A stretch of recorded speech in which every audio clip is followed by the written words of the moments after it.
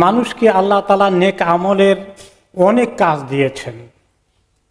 শারীরিক, মানসিক, আর্থিক বহু রকম তরিকার নেক কাজ করা যায়, আমাদের আমলগুলোকে বাড়ানো যায়। আর আমলের মধ্যে একটা সেরা আমল হচ্ছে মানুষের মনের ভিতরে নেক কাজের তামান্না থাকা, ভালো কাজের একটা সুদৃঢ় ইচ্ছা থাকা। এমনকি একটি হাদিসে রাসূলুল্লাহ সাল্লাল্লাহু আলাইহি ওয়াসাল্লাম বলেছেন যে কোনো ব্যক্তি যদি সুন্দর ভালো কাজের, দ্বীনি ইবাদতের কাজে হোক, কারো উপকারের কাজে হোক, কোনো ভালো কাজের একটা সিদ্ধান্ত গ্রহণ করে, মনে মনে ইচ্ছা পোষণ করে, করতে চায়, করার প্ল্যান করেছে, পরিকল্পনাও করেছে, কিন্তু কাজটা করা হয়নি, করতে পারেনি, বাধা এসে গেছে, তাহলে সুন্দর নিয়তের কারণে আল্লাহ তাআলা তার কাছে এই কাজ করলে যে পরিমাণ সওয়াব পাওয়া যাবে সেই সওয়াব বরাদ্দ করে দিবেন। তাহলে সুন্দর নিয়ত, ভালো কাজের তামান্না, বাসনা কামনা করা, এটি একটি বড় ইবাদত। আর এই ইবাদতটা মানুষের মনের মধ্যে প্রথম আসে। যে কোনো কাজের ইচ্ছাটা তো আগে দিলের ভিতরে আসে, পরে বাস্তবে আমরা সেই কাজটা করি। তাহলে বাস্তবে কাজ করার আগে দিলের ভিতরে, অন্তরের ভিতরে ভালো ইচ্ছা, ভালো তামান্না, এইটা আল্লাহর কাছে অনেক পছন্দনীয় জিনিস। এবং অন্তর হচ্ছে আসলে অনেক বড় আমলের জায়গা। সেই হাদিসে যাওয়ার আগে একটি হাদিস আমরা নবী করিম সাল্লাল্লাহু আলাইহি ওয়াসাল্লাম থেকে শিখি। তিনি সেখানে 4 জন লোকের এক্সাম্পল দিয়েছেন, উদাহরণ দিয়েছেন। 1 নম্বর বলেছেন, একজন লোককে আল্লাহ তাআলা যথেষ্ট ভালো জ্ঞান দান করেছে এবং তাকে যথেষ্ট ভালো টাকা পয়সাও দান করেছে। ধনী এবং জ্ঞানী দুটো আছে তার, এবং সে এই ধনকে, সম্পদকে জ্ঞানের ভিত্তিতে অত্যন্ত ভালো কাজে লাগায়। তার দুনিয়ার ভালো, আখিরাতের ভালো কিভাবে নিশ্চিত হবে সেই তরিকায় সুন্দরভাবে টাকা পয়সাগুলোকে খরচ করে, এবং যার ফলে তার আল্লাহর কাছে অনেক আমল যোগ হয়ে যাচ্ছে। আর আরেকজন লোক, তাকে আল্লাহ তাআলা সুন্দর জ্ঞান দান করেছেন কিন্তু এরকম ধন দেননি। তখন সে জ্ঞানী লোকটা বলে, আমাকে আল্লাহ তাআলা তার মতো ধনী করলে আমি আসলেই তার মতো এরকম করে সুন্দর তরিকায় এই দান খয়রাত করে এবং ভালো কাজে এই সম্পদকে খুব সুন্দর করে ব্যবহার করতাম, আল্লাহর কাছে আমি তাহলে অনেক কিছুর মালিক হয়ে যেতাম আখিরাতে। এই তামান্না করে, কিন্তু তার দেওয়ার মতো, ভালো কাজের জন্য খরচ করার মতো টাকা পয়সা নেই, কিন্তু তার একটা সুন্দর মন আছে।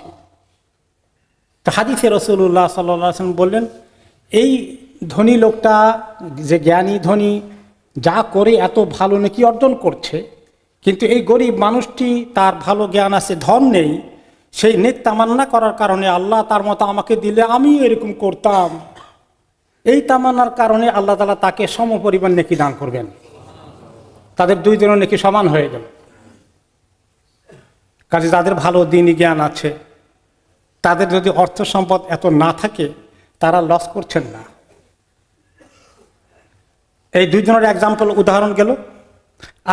আর দুইজনের উদাহরণ তিনি একই হাদিসে দিয়েছেন, যে একজন লোকের যথেষ্ট ধন আছে কিন্তু তার সঠিক জ্ঞান নেই, ইসলামের জ্ঞান নেই, টাকা পয়সাকে হালাল হারামের কোনো বাজ বিচার নেই, যেমন আয় করে তেমন ব্যয় করে উল্টাপাল্টা। টাকা পয়সা যদি বেশি থাকে, হারাম তরিকে আনন্দ ফুর্তি করতে গেলে কোনটার অভাব আছে, সব করতে পারে। তো এই লোকটা অনেক গুনাহ কামাই করছে, সম্পদ তার গুনাহ কামাই জাহান্নামে যাওয়ার জন্য তার সম্পদ জোগাড় হচ্ছে। তো আরেকটি লোক, সে গরিব, তার জ্ঞানও নেই ঠিক মতো, ধনও নেই। এখন সে দেখে যে ওই পাপিষ্ঠ লোকটা এত বড় ধনী, আর তার এত সম্পদ আছে, তার ফুর্তি করার, আমোদ ফুর্তির জন্য যা দরকার, হারাম হালাল কোনো বাদ বিচার নাই, সব কিছু করে, লাইফকে খুব এনজয় করতেছে। তো ওই গরিব লোকটি বলে, আরে কত টাকা তার আছে, কত সুখ শান্তি, মনে যা চায় তাই করতে পারে, আমার যদি টাকা থাকতো তার মতো ফুর্তি করে জীবনটারে খুব উপভোগ করতাম। তো রাসূলুল্লাহ সাল্লাল্লাহু আলাইহি ওয়াসাল্লাম বলেন, ওই দুইজনে আল্লাহর কাছে একই রকম গুনাহ তৈরি করছে। তাহলে একজনের শারীরিকভাবে বাস্তবে করছে, আরেকজন মন থেকে তামান্না করার কারণে গুনার মধ্যে গুনার বোঝা নিয়ে আখিরাতে যাচ্ছে। এই 4 জনের এক্সাম্পল আমরা মনে রাখি, তাহলে এখানে যেটা বুঝলাম আমরা যে মানুষের নেক কাজ গুনার কাজ করার আগে সংকল্প কোথায় তৈরি হয়? দিলের মধ্যে, মনের মধ্যে। তাহলে মনটা আসলে দিলটা এটা আমলের একটা বিশাল জায়গা। এখানে অনেক আমল আছে, অনেক কাজ আমরা ফিজিক্যালি করি, সেগুলোর মতোই দিলের ভিতরে এই ভালো কাজের মন্দ কাজের দুইটারই পরিকল্পনা, সিদ্ধান্ত, আগ্রহ, উদ্দীপনা, এটা একটা বিরাট আমল। তাহলে আমাদের জীবনে আমলের দুটো দিক, শারীরিক আমল আর অন্তরের মধ্যে যে মানসিক আমল, মনের দিক থেকে আমল, এটাও কিন্তু বড় আমল। বরঞ্চ এই মনের ভিতরের ইবাদতটাকে, মনের ভিতরের আমলকে বেশি গুরুত্ব দেওয়া হয়েছে।